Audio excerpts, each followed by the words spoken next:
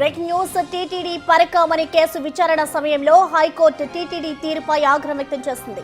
కేసుకు సంబంధించి రికార్డులు ఇవ్వకపోవడంపై అసహనం వ్యక్తం చేసింది. కౌంటర్ దాఖలు చేయకపోవడంపై అసంతృప్తి వ్యక్తం చేసింది. ఇంకా ఎన్నాళ్ళు సమయం కావాలని ప్రశ్నించింది న్యాయస్థానం.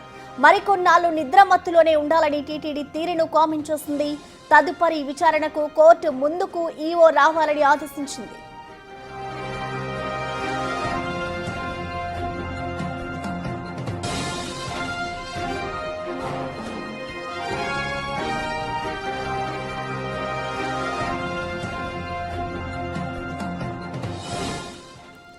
పిటిషనర్ వినతి పత్రంపై టీటీడీ ఏం చర్యలు తీసుకుందో చెప్పాలని అడిగింది హైకోర్టు. టీటీడీ ఈవోను కోర్టుకు హాజరై వివరణ ఇవ్వాలని ఆదేశించింది న్యాయస్థానం. పూర్తి సమాచారం లేకపోవడం వల్ల కౌంటర్ దాఖలు చేయలేదని, సివిఎస్ఓ సెలవులో ఉన్నారని తెలిపారు టీటీడీ న్యాయవాది. కౌంటర్ దాఖలు చేయడం కోసం సమయం కావాలని కోరింది టీటీడీ. మొదట 40,000 డిపాజిట్ చేయాలన్న న్యాయమూర్తి చివరికి 20,000 సరిపోతుందని ఆదేశించారు. వారంలోగా కౌంటర్ దాఖలు చేయాలని విచారణ వాయిదా వేసింది ఉన్నత న్యాయస్థానం.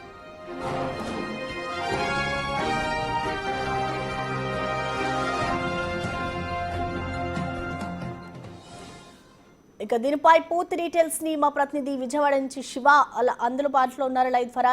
శివ, మనం చూస్తున్నాం ఇటు పరకామణి కేసుకు సంబంధించి అసలు కోర్టులో ఎటువంటి వాదనలు జరిగాయి, ఇటు కోర్టు కూడా టీటీడీ సిబ్బందిపై అయితే అసహనం వ్యక్తం చేస్తున్నట్టు తెలుస్తుంది. మరి దీనికి సంబంధించి టీటీడీ నెక్స్ట్ ఏం చేయబోతుంది అనుకోవచ్చు? అయితే ప్రస్తుతం మొత్తం మీద చూసుకుంటే టీటీడీ పరకామణి వ్యవహారానికి సంబంధించి కూడా పిటిషన్పై గత 2 నెలల కాలంగా ఏపీ హైకోర్టులో విచారణ కొనసాగుతూ ఉంది. అయితే కౌంటర్ దాఖలు చేయడానికి టీటీడీ మాత్రం వాయిదాల మీద వాయిదాలు కోరుతూ ఉంది. ఈ నేపథ్యంలో ఏపీ హైకోర్టు టీటీడీకి సంబంధించి కూడా తీవ్రస్థాయిలో అసంతృప్తి, ఆగ్రహం వ్యక్తం చేసింది. ఇంకా ఎన్ని రోజులు నిద్రమత్తులో ఉంటారో, నిద్రమత్తులు వదిలించుకోరా అని చెప్పి ఘాటు వ్యాఖ్యలు చేసిన పరిస్థితి కనిపిస్తుంది. అయితే పరకామణి వ్యవహారానికి సంబంధించి కౌంటర్ దాఖలు చేయడానికి సివిఎస్ఓ సెలవులో ఉన్నారు. ఆయన అందుబాటులో రాగానే పూర్తి స్థాయిలో కౌంటర్ దాఖలు చేస్తాం, కొంత గడువు కావాలని చెప్పి కోరిన పరిస్థితి కనిపిస్తోంది. ఎన్నిసార్లు గడువు తీసుకుంటారో, ఎంతసేపు గడువు ఇవ్వాలి, ప్రతిసారి ఇదే పద్ధతి అని చెప్పి హైకోర్టు ఆగ్రహం వేయడంతో కూడా గడువు కావాలనే నేపథ్యంలో 40,000 రూపాయలు కోర్టుకు డిపాజిట్ చేయాలి, విలువైన సమయాన్ని వృధా చేసినందుకని ఆదేశాలు జారీ చేసి, అయితే టీటీడీ తరపు న్యాయవాది హైకోర్టుకు విన్నవించుకున్న నేపథ్యంలో 20,000 రూపాయలు డిపాజిట్ చేస్తే సరిపోతుందని చెప్పి కౌంటర్ దాఖలు చేయాలని చెప్పి కూడా ఆదేశాలు జారీ చేసింది. మరొక వైపు వారం రోజులు ఈ కేసుకు సంబంధించి పూర్తి స్థాయిలో కౌంటర్ దాఖలు చేయాలి. ఇప్పటికే విచారణ చాలా పెండింగ్లో ఉంది. ఎవరైతే పిటిషన్దారు పిటిషన్దారుడికి సంబంధించి సమాధానం చెప్పాల్సిన బాధ్యత హైకోర్టుపై ఉంటుంది. కానీ ఈ రకంగా వ్యవహరించడం సరైన విధానం కాదని అసంతృప్తి, ఆగ్రహం వ్యక్తం చేసింది. మరొక వైపు టీటీడీ ఈ అంశానికి సంబంధించి వారం రోజుల్లోనే కౌంటర్ దాఖలు చేసేందుకు నిర్ణయం తీసుకుంది. మరొక వైపు వచ్చే వారంలో జరగబోతున్న విచారణకు సంబంధించి టీటీడీ ఈవో స్వయంగా హాజరు కావాలని చెప్పి ఏపీ హైకోర్టు ఆదేశాలు జారీ చేసిన నేపథ్యంలో టీటీడీ ఈవో హైకోర్టు విచారణ ఎదుట హాజరై తన వాదన వినిపించే అవకాశాలు కనిపిస్తూ ఉన్నాయి ప్రస్తుతం. Right, thank you Shiva. So ఇటు టీటీడీ పరకామణి కేసు విచారణ సమయంలో హైకోర్టు టీటీడీ తీరుపై అయితే ఆగ్రహం వ్యక్తం చేసింది. ఈ కేసుకు సంబంధించిన రికార్డులు ఇవ్వకపోవడంపై అయితే అసహనం వ్యక్తం చేసింది. కేసు వివరాలు కోర్టు ముందు ఉంచకపోవడంపై కూడా అసహనం వ్యక్తం చేసింది. కోర్టు ఇటు ఇంకా ఎన్నాళ్ళు సమయం కావాలని ప్రశ్నించింది న్యాయస్థానం. మరికొన్నాళ్ళు నిద్రమత్తులోనే ఉంటారా అంటూ కూడా ఇటు కోర్టు అయితే టీటీడీపై ఆగ్రహం వ్యక్తం చేసింది.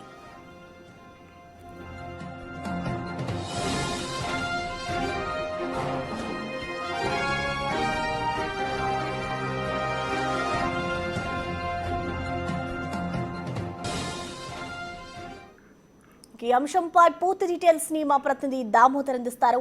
దామోదర్, మనం చూస్తున్నాం అసలు పరకామణి విషయంలో టీటీడీ ఈవీ తీరుపై హైకోర్టు అసంతృప్తి వ్యక్తం చేయడానికి కారణాలు ఏంటి, అసలు కోర్టులో ఎటువంటి వాదనలు జరిగాయి? ప్రసన్న, టీటీడీ ఏదైతే పరకామణి ఇష్యూపై ముందు నుంచి టీటీడీ నిర్లక్ష్యంగా వ్యవహరిస్తుందని చెప్పవచ్చు. ముఖ్యంగా ఏదైతే గతంలో 2023లో ఏప్రిల్లో జరిగిన ఈ ఇష్యూ పైన అప్పట్లో ఉన్న పాలక మండలి అధికారులు, అదేవిధంగా ఉన్నతాధికారులు కలిసి లోక్ అదాలత్లో రాజీ చేశారు. ఆ విషయం మీద నూతన ప్రభుత్వం ఏర్పడి తర్వాత కూటమి అధికారంలోకి వచ్చిన తర్వాత ఏర్పడిన టీటీడీ కానీ, అంతకుముందున్న టీటీడీ ఉన్నతాధికారులు కానీ ఈ విషయంలో పూర్తి స్థాయిలో సమగ్రంగా దర్యాప్తుకు ఆదేశించలేకపోయారు. ఏదైతే లోక్ అదాలత్లో రాజీ అయింది తమకు సంబంధం లేదన్నట్టు చెప్పుకొచ్చారు గతంలో ఉన్న ఈవో. తర్వాత జరిగిన పరిణామాల నేపథ్యంలో హైకోర్టు ఈ విషయంలో కొంత సీరియస్ కావడము, పోలీసు శాఖను గతంలో హెచ్చరించడంతో పోలీసు శాఖ నుంచి సిఐడి డీజీ వచ్చి మొత్తం వివరాలన్నీ తీసుకెళ్ళి సీల్డ్ కవర్లో తీసుకెళ్లి నిన్న హైకోర్టుకు సమర్పించారు. అయితే ఇప్పటికే ఏదైతే హైకోర్టు టీటీడీని ఈ విషయం మీద కౌంటర్ దాఖలు చేయాలని ఆదేశాలు జారీ చేసినప్పటికీ ఏమాత్రం ఆదేశాలు జారీ చేయకుండా నిర్లక్ష్యంగా వ్యవహరించడంతో హైకోర్టు సీరియస్ అయిన పరిస్థితి. ఎందుకు మీరు కౌంటర్ వేయలేకపోతున్నారు, ఏమైనా మీరు నిద్రపోతున్నారా, ఇంకెన్ని రోజులు నిద్రపోతారంటూ సీరియస్గా ప్రశ్నించింది. దీంతోపాటు టీటీడీ నిర్లక్ష్యానికి సంబంధించి జరిమానాగా ఏదైతే న్యాయవాదుల గుమస్తా సంఘానికి సంబంధించి 20,000 జరిమానా కట్టాలంటూ కూడా ఆదేశాలు జారీ చేసిన పరిస్థితి. ఇది 20,000 చిన్న మొత్తమే కావచ్చు, కానీ టీటీడీకి చాలా అప్రతిష్ట తెచ్చే విషయం అని చెప్పవచ్చు. టీటీడీ న్యాయ విభాగానికి సంబంధించి ఒక లా ఆఫీసర్ ఉంటాడు, ఆయన కింద పెద్ద ఒక విభాగమే ఉంటుంది. కానీ ఎందుకు ఒక హైకోర్టు ఆదేశాలు జారీ చేసినప్పటికీ ఎందుకు కౌంటర్ వేయలేకపోయారు అన్న విషయం మీద ఇప్పుడు హైకోర్టు సీరియస్ అయింది. దీనికి సంబంధించి టీటీడీ ఈవో నిన్ననే ఉన్నతాధికారులందరినీ సమావేశపరిచి సీరియస్గానే వార్నింగ్ ఇచ్చినట్టు తెలుస్తుంది.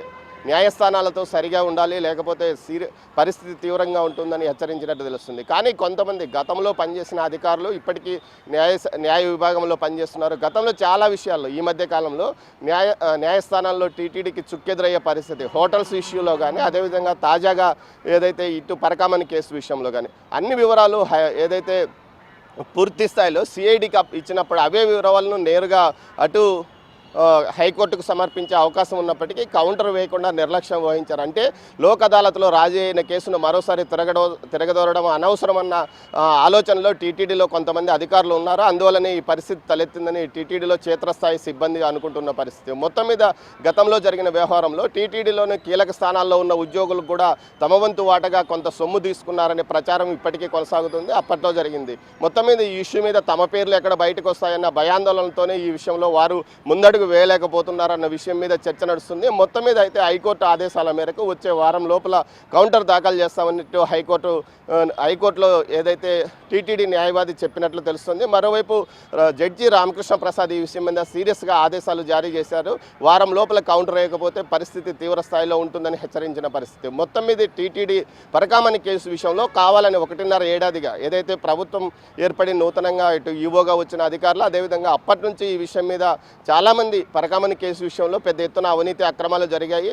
లోక్ అదాలత్లో దొంగతనం కేసు రాజీ కావడం ఏంటంటూ కూడా ప్రశ్నిస్తూ ఈ కేసును తిరగదోడాలి, ఈ విషయం మీద ప్రభుత్వం దృష్టికి తీసుకెళ్లమంటూ టీటీడీ అధికారులతో పాటు ఆ తర్వాత పాలక మండలికి విజ్ఞప్తి చేసినప్పటికీ వారు ఏమాత్రం పట్టించుకోలేదు.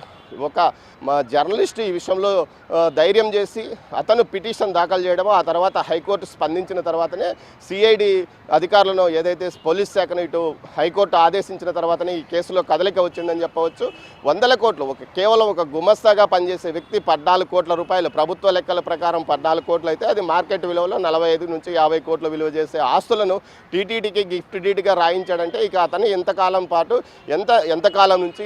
పాటు ఈ విధంగా పరకామణి నుంచి దేవుడి సొమ్ము దోచుకుంటున్నాడో అర్థమవుతుందంటూ కూడా పరిశీలకులు అంటున్న పరిస్థితి. ఈ పరిస్థితుల్లో కనీసం ఏదైతే కౌంటర్ దాఖలు చేయలేకపోవడానికి ఏదైతే టీటీడీ అధికారుల నిర్లక్ష్యమా, కావాలనే కౌంటర్ దాఖలు చేస్తే మనం కూడా ఇరుక్కుంటామనే భయంతోనే కొంతమంది అధికారులు ఈ విధంగా ఆలస్యానికి పాల్పడుతున్నారంటూ ఒక ప్రచారం జరుగుతుంది ప్రస్తుతం. మొత్తం మీద హైకోర్టు ఆదేశాల మేరతో టీటీడీ నిన్న హెచ్ఓడిస్తో సమావేశం జరిగింది. ఆ తర్వాత ఈ వారంలో కౌంటర్ దాఖలు చేయనున్నట్టు తెలుస్తుంది ప్రస్తుతం.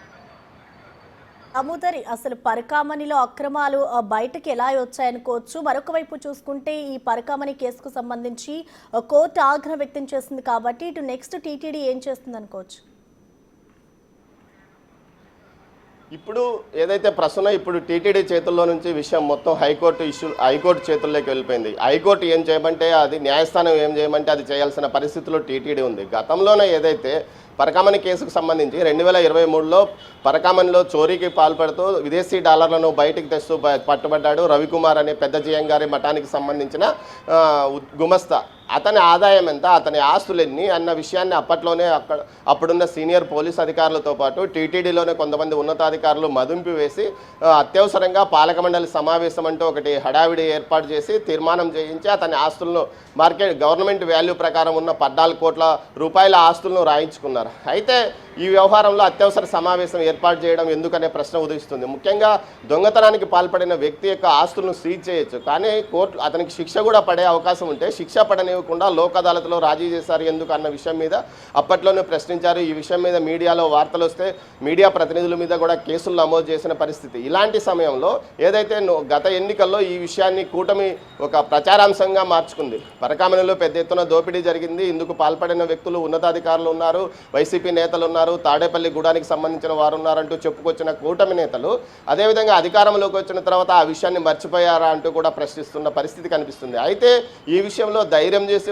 ఒక జర్నలిస్టు కేసు వేయడం తర్వాతనే హైకోర్టు ఇష్యూను టేకప్ చేయడము, ఆ తర్వాత వేగంగా ఈ రికార్డులు సీజ్ చేయమని ఆదేశించి సెప్టెంబర్లో ఆదేశిస్తే పోలీస్ శాఖ కూడా మొదట్లో టీటీడీ యొక్క సహకారం ఇవ్వకపోవడంతో పెద్దగా పట్టించుకోలేదు. ఆ తర్వాత పోలీస్ శాఖ పైన తీవ్రంగా ఆగ్రహం వ్యక్తం చేసిన నేపథ్యంలో వెంటనే దానికి సంబంధించిన రికార్డులు ఒక రోజులోనే సీజ్ చేసి స్టీల్ కవర్లో హైకోర్టుకు నిన్న సమర్పించారు. అదే సమయంలో కౌంటర్ దాఖలు చేయాలని కూడా టీటీడీకి చెప్పినప్పటికీ టీటీడీ నేను ఎందుకు నిర్లక్ష్యం వహించింది, కావాలని నిర్లక్ష్యం వహిస్తుందా అన్న కోణంలో కూడా హైకోర్టు ఆగ్రహం వ్యక్తం చేసిన పరిస్థితుల్లో టీటీడీలో కదలిక వచ్చిందని చెప్పవచ్చు. తొందరలో ఈ కేసుకు సంబంధించి హైకోర్టు గైడ్లైన్స్ ప్రకారం సిట్ ఏర్పాటు అవుతుందా లేకపోతే సిఐడి కేసును దర్యాప్తు చేస్తుందా అన్న కోణంలోనే చర్చ నడుస్తోంది ప్రసూన. Thank you Damodar.